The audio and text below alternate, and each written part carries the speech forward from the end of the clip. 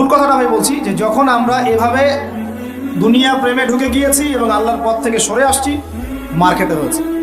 এখন আমাকে বলেন তো দেখি, আমরা কি আমাদের অবস্থার উন্নতি চাই না? এতক্ষণ যা বুঝালাম, এতে কি বুঝতে পারলেন যে দিন এখন শুধু একটা নিভু বাতির মতো জ্বলছে?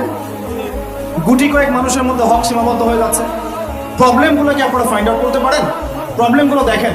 সারা বিশ্বে ইসলামিক কোনো খেলাফত আছে? ইসলামের কোনো ঐক্য আছে? একজন আমিরুল মুমিনিন আছে? একটা জামাআ আছে? একটা ইমারা আছে? আমাদের কি অর্থনৈতিক শক্তি আছে? ভিত্তিটা নাই। পুরো বিশ্বের রাজনৈতিক ক্ষমতাকে আমরা নিয়ন্ত্রণ করি? পুরো বিশ্বের মিডিয়াগুলো কি আমাদের? এমনকি যেগুলোতে রেকর্ড করছেন যে ফোন আপনার হাতে, সেটাও তাদের। এটাও কাদের? তাদের।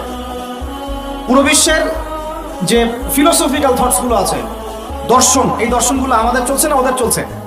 সব পশ্চিমা দর্শন চলছে না? এই যে নাস্তিকতা, কাদের দর্শন? আমাদের। এই যে সেকুলার কনসেপ্ট, কাদের দর্শন? আমাদের দর্শন। এই যে সো কল্ড ডেমোক্রেসি, কাদের দর্শন? আমাদের। এই যে ন্যাশনালিজমে আমরা ঘুরছি, সবাই জাতি চিন্তা করি। মানে ওই ইয়েমেনে একটা মুসলমান মরলে আমার লাগে না। কেন লাগে না? ও তো ইয়েমেনি, আমি তো বাংলাদেশি। তাকে মারলে আমার পুরোটা লাগতেছে না কেন? ও তিনি, আমি তো বাংলাদেশি। এই যে গোত্রীয় বিভাজনটা আমরা করেছি ন্যাশনালিজমের মাধ্যমে, এতে করে ইউনিটিটা নষ্ট হয়ে গেছে। গোত্রে মানুষ থাকতে পারে, কিন্তু সবার মধ্যে একটা হৃদ্যতার বন থাকতে হবে। এইটা ইসলাম দিয়েছিল।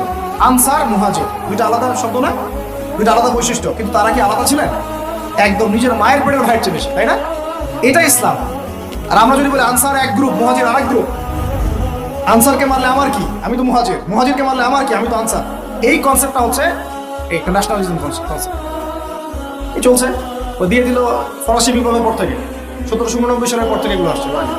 1789 থেকে শুরু করে 1914 পর্যন্ত এই সময়টাতে তারা বিশ্বটা দখল করেছে। কত সময়? 1789 থেকে 1914, এই যে সময়টুকু, এর মধ্যেই পশ্চিমারা বিশ্বটাকে দখল করেছে।